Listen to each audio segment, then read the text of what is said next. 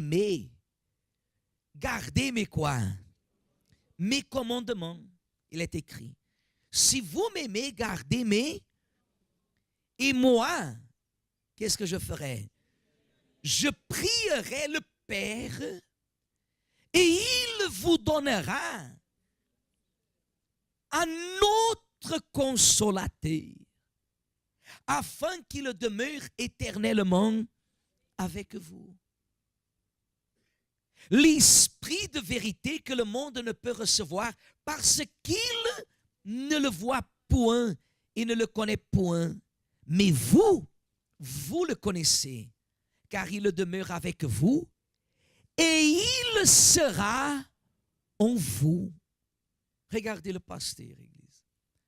Vous savez que nous, dans l'Église, dans le centre d'accueil, faites très attention à ça, Église, s'il vous plaît.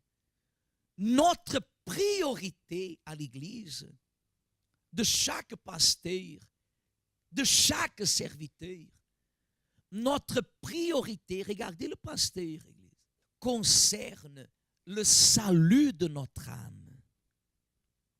Ce que nous désirons le plus, c'est que votre âme soit quoi? Sauvée. Parce que l'âme est ce que nous avons de plus important. Le corps, Église, il peut être beau, il doit être beau, mais il finira par quoi? Par quoi, Église? Par périr. Il va retourner à la poussière. Toute chose matérielle que Dieu nous promet, l'objectif de Dieu, vous savez lequel est l'objectif de Dieu? C'est que la bénédiction soit transmise de génération en quoi? Par exemple, vous prospérez, mais vous n'allez pas amener la prospérité avec vous quand vous allez mourir.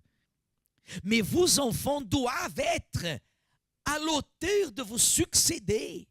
Mais rien de ce monde, on ne va rien amener. Absolument rien. C'est dans ce monde que Dieu nous donne la condition d'acquérir le salut de notre vie à perpétuité. Il y a des personnes qui vivent sur terre inquiètes, elles s'injurient les unes aux autres, elles se maltraitent les unes aux autres, elles se calomnient les unes aux autres, elles se parlent mal, elles se critiquent, elles se jugent, elles se tuent même. Mais celui qui tue mourira aussi. C'est vrai ou c'est pas vrai? Il a pu tuer 1 million de personnes, lui-même il va quoi? Il va mourir, regardez. Il y a des personnes qui font du mal, qui sont méchantes. Mais toute personne qui est méchante, elle va aller en enfer. Elle ira en enfer, Église. Il n'y a rien de plus important que notre âme, Église.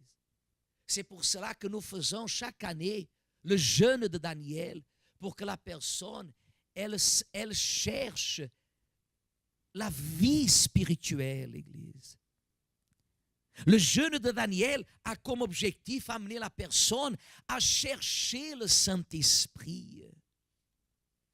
Le jeûne de Daniel a comme objectif d'amener la personne à comprendre que sans le Saint-Esprit, elle n'est rien. Vous savez pourquoi? Même parce que la Bible dit que ceux qui n'ont pas l'Esprit de l'Éternel, ceux ne lui appartiennent pas.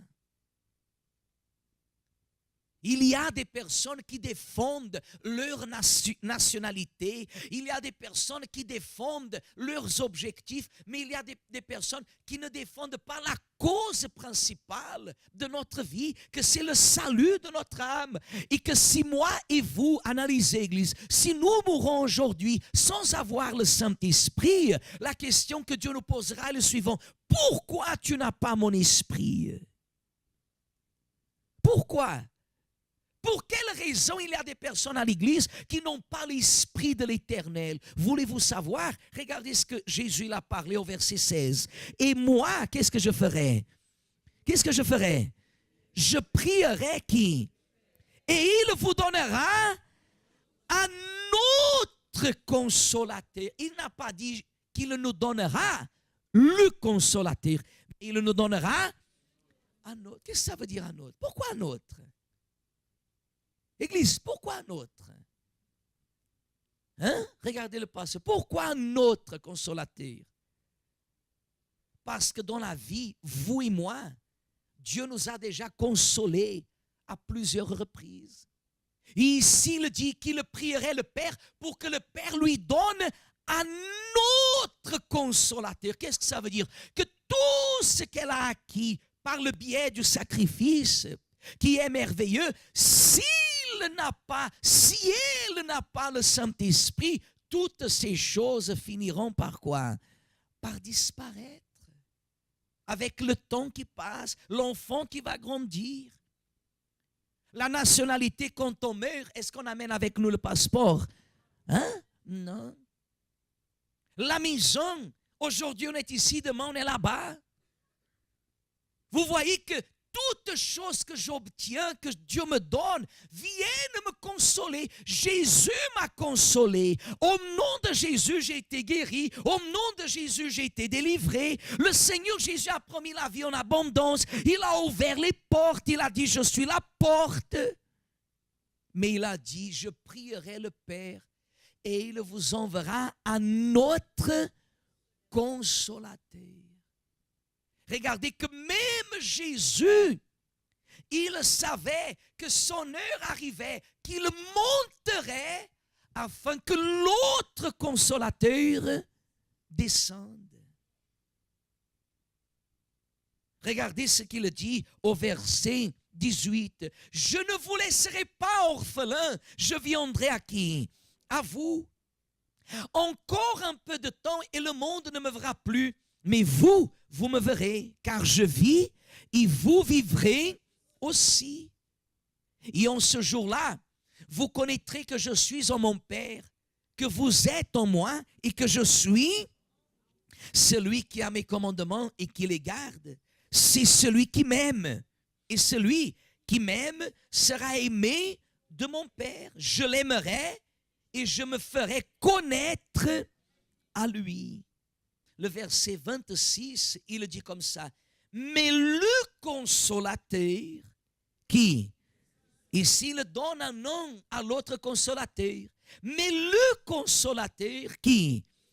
L'Esprit Saint, que le Père enverra en mon nom, vous enseignera toutes choses et vous rappellera tout ce que je vous ai dit. Amen, Église. Regardez, le consolateur, c'est le Saint-Esprit. Le consolateur, c'est la présence de qui?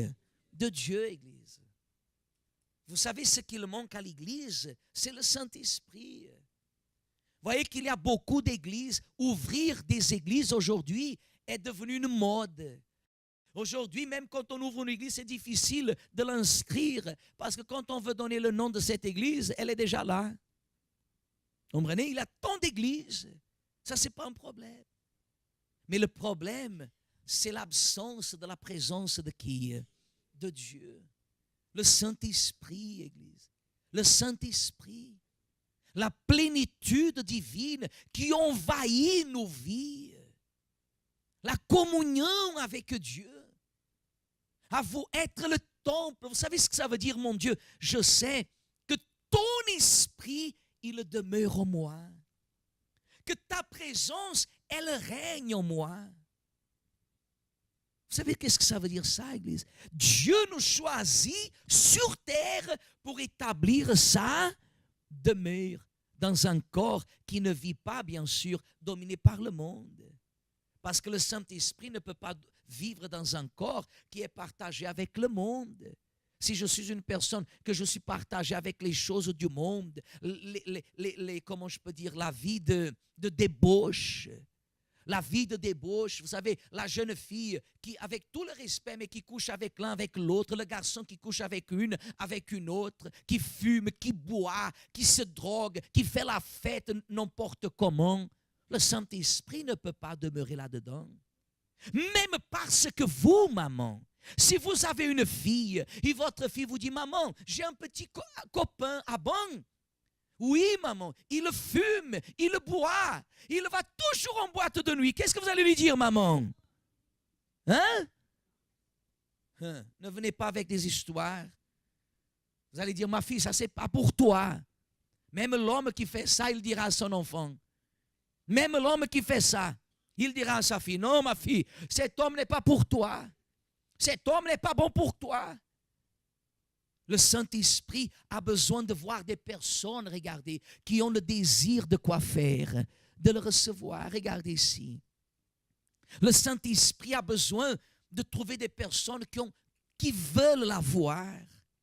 Le jeûne de Daniel, sont 3 semaines que nous faisons jusqu'à la fin du mois de février. Que nous allons chercher chaque culte, on va se dédier pour chercher de plus en plus la présence de qui? De Dieu. Chaque jour, nous allons nous couper de toutes choses, de conversation, du blablabla. On va se couper de l'Internet complètement. Si vous avez l'habitude de nous voir par Internet, vous ne me verrez pas. Je ne serai pas ni même sur Facebook, rien du tout. Rien du tout. Je vais tout couper, tout couper. Je vais me concentrer uniquement en qui? En Dieu. La seule chose que je dois répondre sont les emails. Mais je vais tout couper. Si vous travaillez avec l'ordinateur, vous ne pouvez pas vous déconnecter de l'ordinateur. Mais vous n'allez pas rester là-dedans en train de voir d'autres choses. Vous allez couper pendant ces 3 semaines. Vous allez venir à l'église pour vous remplir de la présence de qui? De Dieu. Vous qui voulez le Saint-Esprit. Vous savez ce qui me laisse triste? C'est que lorsque nous parlons du Saint-Esprit, nous comprenons qu'il y a beaucoup de personnes qui ne comprennent pas. C'est la même chose de parler de fidélité à un homme qui ne veut pas se marier. Il ne comprend pas.